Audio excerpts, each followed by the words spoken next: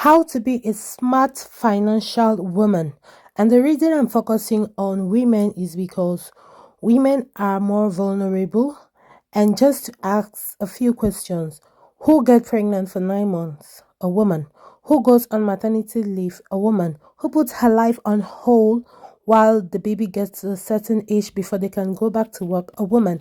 And if you're not able to manage your finances all through this time, then you will be financially backward, which is one of the reasons why I'm focusing this video on women. Among other reasons why this video is particularly meant for women is because women have longer life expectancy than men, and research has shown that 37% of women over the age of 65 live alone.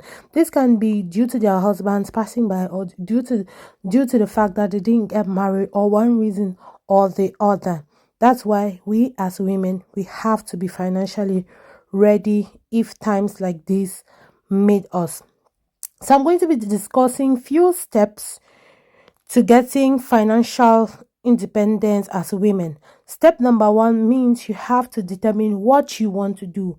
What exactly are you passionate about? If you're passionate about medicine, you can be a nurse, you can be a doctor, you have to start working towards it. What You have to ask yourself some of these questions. What do I most want to accomplish? What do I value most in my life? What can I least afford to lose? What needs to happen for me to have peace of mind? Once you tackle all these questions and you have them all ticked, you can be able to determine what you really want and work towards it in order for you to get financial freedom. Now, personally, for me, step number two is taking control of your cash flow. Now, where are the different aspects in which you are getting finances? For me, I get finances from my business. Recently I just started working a part-time as well. I also get some money from doing content creating, which I've not really been serious. But this year, 2025, I really want to put in more effort into my content creating. Now, the the secret of wealth um is having different streams of income flow, if I can put it that way. If you're a healthcare assistant, don't be satisfied just being a healthcare assistant. Also look for another side hustle that can be giving you some more money at the side. Okay, especially if you're working for an agency. What if we know with agencies I can go for weeks without calling you? I've been there, I can testify to that. In the meantime, what will you do? What will you do when you're going, you don't have any income coming in, but you keep spending what you have? So that's it. So the next point will be eliminate debt. Try to avoid debt as much as possible. Except you are borrowing to do investment which you know that will yield some income, right? I have some friends who will borrow to go on a holiday, who will borrow to buy a designer's bag. Really? Are you kidding me? Are you actually kidding me? Any financial smart woman will not do that. You won't borrow to try to impress people who at the end of the day don't pay your bill. You will not borrow to go on a holiday knowing that once it is gone, it is gone. Now, don't get me wrong. I'm a huge fan of living your life. We only have one life to live, which means that you should live it worthwhile.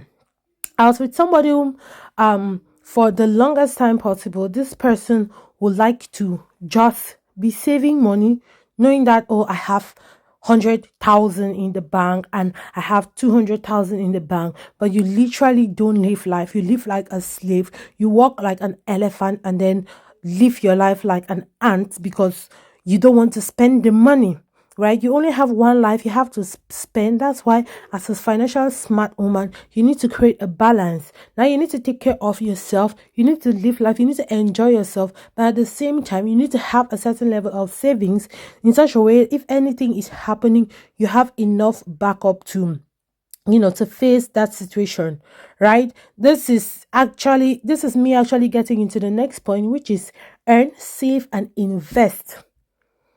This is our next point, which says earn, save, and invest. Chances that even after taking control of your cash flow and riding yourself off debt, you will still need to focus on building your wealth. This is done through combination of earning, saving, and investing, which is what I was explaining the other time.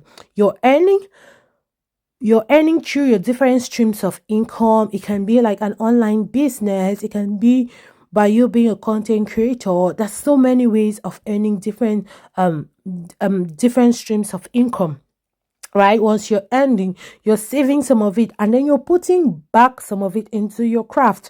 For example, now, for the few years I've been in Ireland, I've I've attained different certificates. That's because there are things I'm passionate about, and I don't just want to like do them. I was interested in nutrition.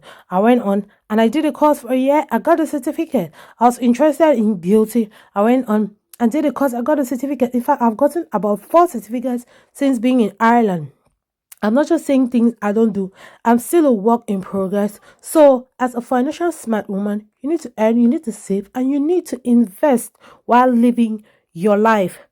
It's really not hard to do. There are people, I can't tell you how to live your life, but there are people who prioritize different things. These are just the general rules that I'm trying to talk about, and it's up to you to pick it. Next, I want to talk about estate planning. This is not for everyone. I'm not yet at that level, but I'm dreaming towards it. The housing crisis now in Ireland, for example, and I believe it is worldwide, is something that is very, very alarming. So if you are a